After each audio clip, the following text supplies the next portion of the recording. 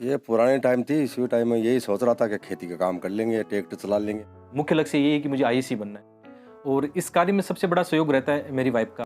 सभी को नमस्कार दोस्तों, आज का वीडियो बहुत ही शानदार होने वाला है।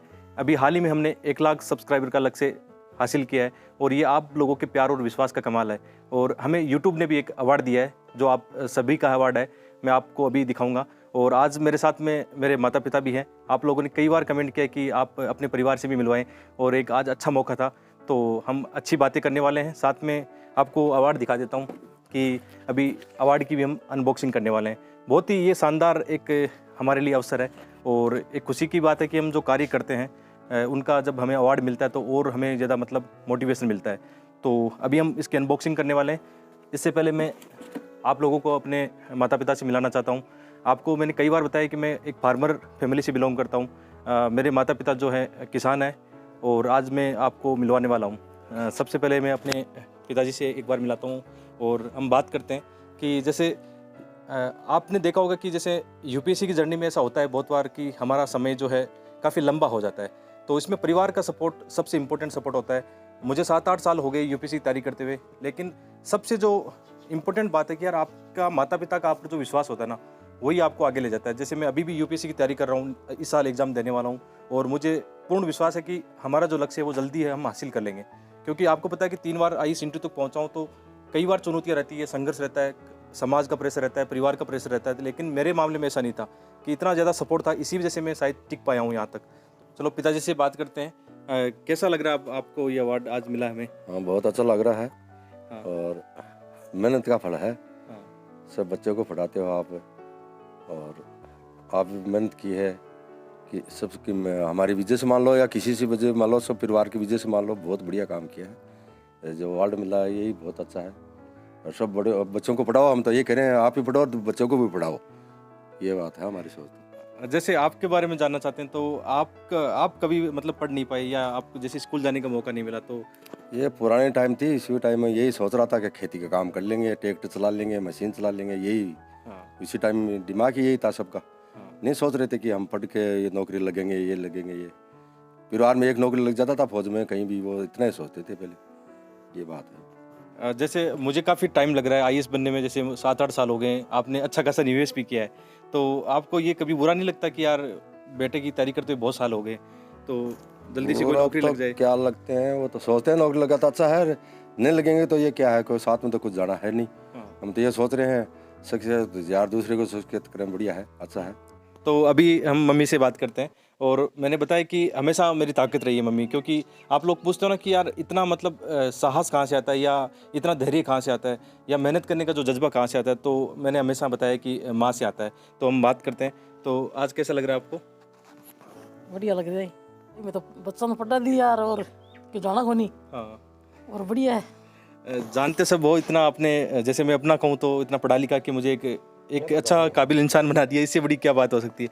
अच्छा, फिर आपके बारे में जानते हैं, जैसे आपने कभी पढ़ाई नहीं की, पढ़ने का या मौका नहीं मिला, तो उसके बारे में क्या कहना चाहते हैं? हाँ, मकल टाइम तो ही कोई पढ़ाई टाइम। अच्छा। मन तो स्कूल खिनाया कोई नहीं, अगर कोई धंधो करवायो। अच्छा, मैंने काफ़ी कोशिश की हालांकि पढ़ाने की। मैं अभी भी लगातार कोशिश करता हूँ कि अभी भी कोशिश ये जारी है और आगे भी जारी रहेगी हमेशा। तो ये अभी हम अवार्ड को आपको सबको दिखाता हूँ मैं, और अनबॉक्सिंग हम इसकी करते हैं।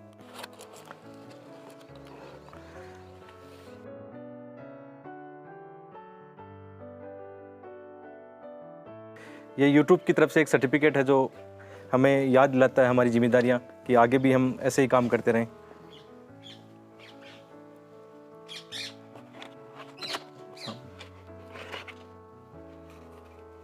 और ये आप सबका अवार्ड है और यहाँ पे लिखा हुआ है कि study IAS Dharmendra Jakhar channel को ये दिया गया है। तो ये हम सबका है यार, मतलब एक बहुत अच्छा एक मौका होता है हमारे लिए कि जो हम काम करते हैं उसको जब एप्रिसिएशन भी मिलता है तो हम हमेशा अच्छे कदम की ओर बढ़ते हैं। तो आज ये अच्छा मौका हमारे लिए। तो अभी मैं अपने स्टडी रूम में आ गया हूँ और आपको यहाँ पर मैं थोड़ा अपनी यूट्यूब जर्नी के बारे में भी बताना चाहता हूँ कि अनुभव कैसा रहा है। तो वैसे मैं कभी एजुकेटर बनना नहीं चाहता था, कि यूट्यूब पर मैं आके पढ़ाऊँ, लेकिन ये तो अचानक हुआ था कि जब एक बार मैं अपनी यूपीएससी की तैयारी कर रहा था, तो घर पर मेरा जो भांजा है वो आया हुआ था, तो वो यूट्यूब पर वीडियो बना रहा था। तो मैंने उससे बहुत कुछ सीखा कि यार कैसे करते हैं। पहले मैं भी ये था कि सोशल मीडिया से मैं काफ़ी दूर रहता था, इतना मतलब मुझे भी ये लगता था कि पढ़ाई के साथ में ये चीज़ें सही नहीं है। लेकिन जैसे ही यूट्यूब जर्नी शुरू हुई, और कभी ये भी नहीं सोचा था कि अपने 1 लाख सब्सक्राइबर बहुत इतनी जल्दी 1 साल के अंदर ही हो जाएंगे। लेकिन ये सब आप लोगों का प्यार और विश्वास है कि आपने कमाल करके दिखाया है। तो ये बात है कि यार साथ में एक चीज़ और भी है कि मैं अपना लक्ष्य भुला नहीं हूँ। क्योंकि अभी भी मुझे वही है कि यार मेरे 2 अटेम्प्ट बाकी है अभी यूपीएससी के। तो मुझे तो अभी यूपीएससी की तैयारी ही कर रहा हूँ मैं, और मुख्य लक्ष्य ये है कि मुझे आईएएस बनना है, और अभी भी दिल में और मन में ये विश्वास है कि यार मैं बन जाऊँगा। हाँ, क्योंकि विश्वास ही सबसे बड़ी आपकी ताकत होती है। और मैंने अभी जैसे अपने माता-पिता से आपको मिलवाया है, तो आपने एक चीज़ नोटिस की होगी कि यार मैं कोई बड़े ये नहीं कि बहुत एलीट क्लास वर्ग से आता हूँ। आप लोगों को ये लगता होगा कि जब वीडियो में सब चीज़ें देखते हो तो कई लोगों को मैं कमेंट देखता हूँ, ऐसी बात नहीं है। मैं भी एक सामान्य मतलब परिवार से आता हूँ, और माता-पिता मतलब वो तो नहीं पढ़ पाए थे, लेकिन उन्होंने एक सपना देखा था कि हमारा बेटा पढ़ लिख कर कुछ अच्छा करे या एक बड़ा अफ़सर बने। तो एक चीज़ और है कि जैसे मेरी लंबी जर्नी हो गई है, हालाँकि मुझे सफलताएँ मिली है कि मैं बार-बार इंटरव्यू तक जाता हूँ, तो मुझे ये चीज़ें मोटिवेट भी करती है कि हाँ, मैं बन जाऊँगा, ठीक है। और साथ में एक चीज़ और है कि यार जब आपकी तैयारी के दौरान आपकी जर्नी लंबी होने लगे ना, तो आत्मनिर्भर बनना सीख जाना। इंडिपेंडेंट होना बहुत ज़रूरी है, क्योंकि कब तक कोई सपोर्ट करेगा आपको ना। माता-पिता हमेशा सपोर्ट करते हैं, लेकिन कहीं न कहीं उनके मन में भी होता है कि यार कहीं बच्चा सेटल नहीं होगा, तो उनकी चिंताएँ हमेशा रहती है। तो जैसे मैं अपना बताऊँ, तो मैं आत्मनिर्भर बनने की प्रक्रिया से मैं पहले से ही शुरू कर दी थी। मैंने जैसे 2014 से ही मैं कहीं न कहीं किसी कोचिंग से जुड़ा हूँ। कोई भी जो काम मुझे साल में जब मैं फ्री होता था, मिलता था, तो मैंने हमेशा इंडिपेंडेंट बनने की कोशिश की है, और अर्निंग भी की है साथ में, तो मुझे ये ज़्यादा चिंताएँ नहीं होती थी। लेकिन यूट्यूब पे आने के बाद में ज़्यादा अच्छा मुझे महसूस हुआ कि हम घर पे बैठ के ही उतनी अर्निंग कर सकते हैं कि आराम से हम परिवार का भी सपोर्ट कर सकते हैं और अपनी एजुकेशन को भी आगे बढ़ा सकते हैं। और यहाँ पे मैंने जाना है कि यार आत्मविश्वास आता है जब आप लोगों से जुड़ते हो, बातें करते हो, अच्छी आपकी अर्निंग होती है, तो खुशी तो देती है ये चीज़ें। और पढ़ाई में कभी आपको चिंता नहीं होगी बाद में। जैसे मैं अभी कर रहा हूँ, तो आप लोगों को ये लगता होगा कि मेरा काफ़ी टाइम कंज्यूम होता है, तो ऐसी बात नहीं है। ऐसी बात नहीं है कि बहुत ज़्यादा टाइम इसमें जाता है, ये आपको मैनेज करना पड़ता है। जैसे भी जैसे, क्योंकि यार ये तो है कि इतने साल पढ़ते होगे, तो ये तो है नहीं कि मुझे शुरुआत ही करनी है। हमेशा ये होता है कि अब चीज़ें पता है, उनको रिवाइज़ करके एग्ज़ाम में बैठना है। तो टाइम मैनेजमेंट आसानी से किया जा सकता है, और इस कार्य में सबसे बड़ा सहयोग रहता है मेरी वाइफ़ का। मेरी वाइफ़ भी एक यूपीएससी एस्पिरेंट है, हम दोनों साथ ही तैयारी करते हैं, और पहली बार मैं आज अपनी वाइफ़ के बारे में बता रहा हूँ। उनका इतना सपोर्ट है कि तभी मैं शायद आपके साथ इतना जुड़ पाता हूँ, यूट्यूब पे वीडियो ला पाता हूँ, क्योंकि जितना भी टेक्निकल काम है यूट्यूब को लेकर, जो भी चीज़ें चाहिए कि मतलब कैमरे से लेकर, आप जानते हो बहुत सारा काम करना पड़ता है यूट्यूब पर, एडिटिंग करनी पड़ती है, फाइलें बनानी पड़ती है, स्लाइड्स वगैरह बनानी पड़ती है, तो सारा टेक्निकल काम मेरी वाइफ ही हैंडल करती है। तो ये इतना सपोर्ट मिल जाता है कि मैं आराम से इन चीज़ों को मैनेज कर सकता हूँ। तो मैं इस वीडियो के माध्यम से उनको भी बहुत-बहुत धन्यवाद देना चाहता हूँ कि मेरा सहयोग करने के लिए हर एक परिस्थिति में। मेरी शादी को 5 साल हो चुके हैं, और अच्छी बात है कि मैं अपनी जो पारिवारिक ज़िम्मेदारी है, उनको साथ में लेके चल रहा हूँ, और कोई यार ये चिंता नहीं है। यूपीएससी एस्पिरेंट के सामने कई बार ये दिक्कतें आती हैं कि यार आपकी एज बढ़ रही है, आप 30 साल के होने लगे हो, आपकी शादी भी नहीं होती है, या आप अर्निंग नहीं कर रहे हो, आप कहीं जॉब में नहीं हो। मेरे साथ ऐसा कुछ नहीं रहा, मैंने कभी इन चीज़ों को नेगेटिव लिया नहीं। मतलब हालाँकि ये संघर्ष तो लंबा हो गया, लेकिन कभी चिंता नहीं थी। हमेशा मन में विश्वास था कि यार हम कर लेंगे, जो भी हम करेंगे अच्छा करेंगे। और आज यूट्यूब ने भी ये साबित किया है, यूट्यूब पर हम जो काम कर रहे हैं उसने साबित किया है कि हम आज भी अच्छा कर रहे हैं और आगे भी अच्छा करेंगे। लेकिन हमेशा यार अपना जो नज़रिया है ना, वो आशावादी रखना चाहिए। आप कैसी भी परिस्थिति में हो, कितना ही संकट आपके सामने क्यों ना हो, हमेशा आप मुस्कुराहट अपने चेहरे पे रखना। ये मैंने अपनी जर्नी से सीखा है। आपको ये लगता होगा कि मेरी ज़िंदगी में संघर्ष नहीं है, मतलब बहुत आनंद से मतलब जा रही है। ऐसा नहीं है दोस्तों, क्योंकि जो व्यक्ति बार-बार इस प्रोसेस से गुज़रता है, जिसने कभी मेंस लिखा हो यूपीएससी का, उसको पता है कि प्री से लेकर मेंस, मेंस के बाद में इंटरव्यू, तो बहुत एक लंबा फेज़ होता है, बहुत काफ़ी टफ टाइम होता है वो आपके सामने। तो मैं तो उनसे बार-बार गुज़रा हूँ, 4 बार मेंस दिए हैं, 3 इंटरव्यू तक पहुँचा हूँ। तो उसके बाद में फाइनलिस्ट में जब नाम नहीं आता ना, तो जब लिस्ट आती है तो उस समय जो हालत होती है, वो एक वही व्यक्ति समझ सकता है जिसके साथ ये चीज़ होती है। तो ये लेकिन नॉर्मल भी इसको लेना होता है कि ऐसा नहीं है कि यार हमारी ज़िंदगी वहीं ख़त्म हो गई कि हमारा लिस्ट में नाम नहीं आया, ऐसा नहीं होता है। आराम से इसको हम कर सकते हैं। शायद ये चीज़ें आप लोगों के काम आएगी, इसलिए मैं प्रैक्टिकल बातें जानबूझ के साझा कर रहा हूँ, क्योंकि एक व्यक्ति जो इससे गुजरा है वो आराम से आपको ये चीज़ें प्रैक्टिकल रूप में बता सकता है। इसके अलावा यूट्यूब की जर्नी तो बहुत शानदार है, अनुभव अच्छा है, आप में से कई दोस्त ऐसे हैं जो यूट्यूब पे अभी भी काम कर रहे हैं और कुछ लोग आना चाहते हैं। तो यदि आपके सामने जब सर्वाइवल का संकट हो ना, तो यूट्यूब आपको सहारा दे सकता है। ये मैंने यहाँ से सीखा है। और बहुत आसान काम है कि किसी के सामने आपको हाथ फैलाने की आवश्यकता नहीं है। यूट्यूब आपको इतना दे देता है कि आप अपने परिवार का और अपना दोनों का ख्याल रख सकते हो। ये इस 1 साल में मैंने सीखा है कि जब मैंने यूट्यूब शुरू किया था, शुरू के 7-8 महीने 1 रुपया वहाँ से नहीं मिला था। ठीक है, शुरू के साल आप मान सकते हो कि जब जुलाई-अगस्त की बात थी, मतलब 7-8 महीने मैंने 1 रुपया वहाँ से नहीं कमाया था। एकदम फ्री होके ही फ्री लेसन ही मैं ला रहा था, यहाँ पे डेडिकेट होके पढ़ा रहा था।